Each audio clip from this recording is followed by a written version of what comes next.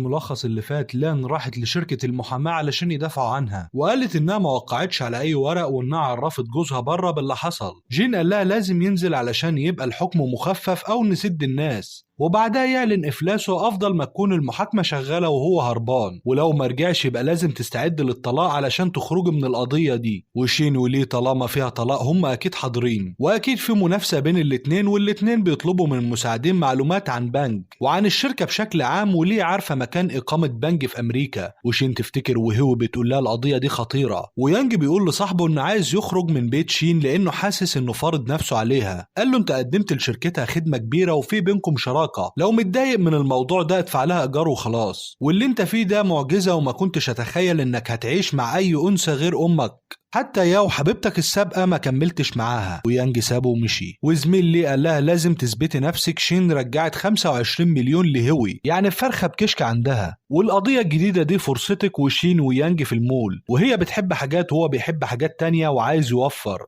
قالت له انت خنقتني، اروح اشوف لي عربية تانية واشتري حاجتي براحتي. وبعدها بتسأله على قضية لانو وبانج، وقالت له انه خطط للهرب وساب مراته ومشي، لو كان عايز يحميها فعلا كان اخدها معاه. وبتسأل تاو عن القضية اللي ضد لان وجوزها، قال لها المحكمة هتاخد شوية وقت وهي عايزة تاخد معلومات تعطيها لشين. وشين ويانج مختلفين في القضية، شين شايفة ان بانج هربان وساب مراته في المشاكل دي كلها، وهو بيقول لها مستحيل يكون قاصد يسيبها كده والدنيا لسه بخير والناس كلها خير وبركة. اتخنقت منه وقالت له لقيت شقة ولا لسه؟ قال لها بدور لسه. وتاو قال له ان جين هياخد قضية لان ومكتبكم هيترفع عنها، والاتنين بيتقابلوا مع بعض وبيقعدوا في مكان والكل في سكوت، وهو مش فاهمة فيه ايه. وقالت لشين نسيت اقولك ان تاو خطيبي. قالت لها طيب صاحب الشركة اللي شغال فيها يبقى مين؟ قالت لها ابويا. وطلبت منها ما تعرفش حد في الشركة، وتاو يفتكر لما كان مع شين. وشين قالت لهم هتتجوزوا امتى؟ وقالت لها اخر السنة، وبتعزمها على الفرح. تاو قال لها شين مش فاضية ودايما مشغولة. قالت له لا هحضر. قال لها ما تتعبيش نفسك، الفرح مش هيبقى مناسب ليكي. يانج قال له عجبني صراحتك، لو كل الناس زيك مش هنلاقي مطبلطية في المجتمع. تاو قال لشين بعد كده ما تسأليش هو عن اي معلومات عن القضايا وحاولي تشتغلي شوية. قالت له معاك حق من النهاردة، وهو ملهاش علاقة بالموضوع ده. بعدها تاو قال لها ابوكي عنده شركة اشتغلي معاه. قالت له شين افضل محامية وعايزة اتدرب معاها. قال لها لو عايزة تتعلمي تعالي معايا. بعدها يانج قال لشين حبيبك هيتجوز خلاص، وعارف انك زعلانة لكن قللي السرعة كده هنموت. قالت له اهم حاجة شغلها، وبتفكر انه كان عارف ان خطيبته شغالة معايا واكيد كان بيستفاد منها بطريقة غير مباشرة. قال لها يعني كنت بتفكري في كده؟ ده انت ما عندكيش بربع جنيه عاطفة. وجو بتروح مش بتلاقي عمتها، وكلمت هوي وعرفتها. جين قال لها شوفي جواز سفرها ولقيته. قالت له كده ما هربتش، وليه عرفت باللي حصل وكلمت شين.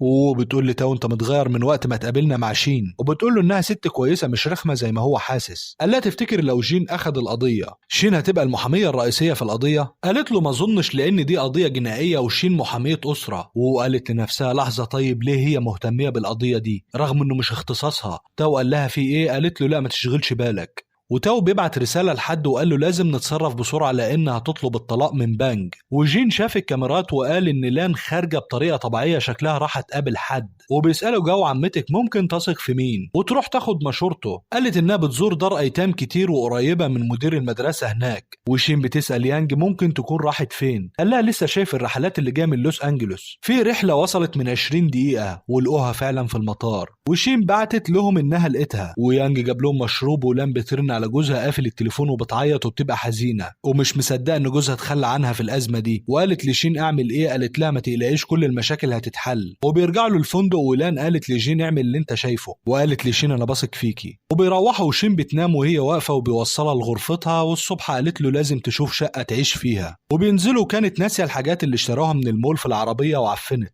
ويانج قال هيهتم بيها. قالت له مش مهم تروح لمكان تاني تعيش معايا، والايجار بتاعك هو الاهتمام بالاعمال المنزليه. وبيوافق. ورين ووان علاقتهم اتحسنت بعد ما تصالحوا، وفي قضية مرفوعة على أم يانج، وبيبقى مطلوب منها تعويض علشان بتقول على ابنها عازب وبيدور على عروسة وهو متجوز فعلا. وشين وباقي المحاميين بيجهزوا قضية الطلاق. وتاو زميله قال له كل أملاك لان تملكها قبل إنشاء شركة جوزها، يعني لو حصل طلاق انسى إننا ناخد فلوس من لان. زميله قال له بس اللي هيفيدنا إن مفيش خيانة أو حاجة لسبب الطلاق، فيبقى قدام القاضي هي عايزة تخلع من الدين، وكمان هي تعرف كل شغل جوزها لأنهم متقاربين جدا. مساعدة ليه طلعت صور لبانج في أمريكا ومعاه واحدة وقالت هنتهمه بالخيانة. وجاو قالت يا ابن الكاتب الصحفي طول الفترة اللي فاتت كان بيشتغل عمتي، وتبقى عارفة البنت اللي معاه في الصورة. كانت مدرسة ابن عمتها. بعد الاجتماع لي وشين بيمدحوا في بعض لكن بطريقة خبيثة، شكلهم هيعملوا مشاكل مع بعض ولان هتروح في داهية بسببهم. والراجل اللي كان بيضارب مع يانج قال له لان مرات صاحب شركة لوي هتطلب الطلاق وكده فلوسنا راحت. ويانج بياخد حاجة من البيت وشين في شغلها وتفتكر لما يانج قال لها مفيش شغل يستاهل المجهود والتعب اللي بتعمليه ده. وهو زعلانة ان شين استبعدتها من قضية لان وقالت لها انت اهلك اللي بيساعدوكي علشان من عيلة غنية، في ناس بره بتكافح علشان توصل ودول يستحقوا الفرصة. وقالت لها انها مستاءة من اللي عملته وانها متحيزة ضدها علشان اهلها اغنياء وانها فعلا متحمسة وتثبت لها انها كفء للشغل. بعدها شين قالت لنفسها بسبب الغيرة اهنت بنت متحمسة. بعدها شين ولي بيجمعوا معلومات اكتر علشان تفيدهم في القضية، وام يانج بتدور على كارت المحامية ليه اللي كانت اخدته منها في المكتب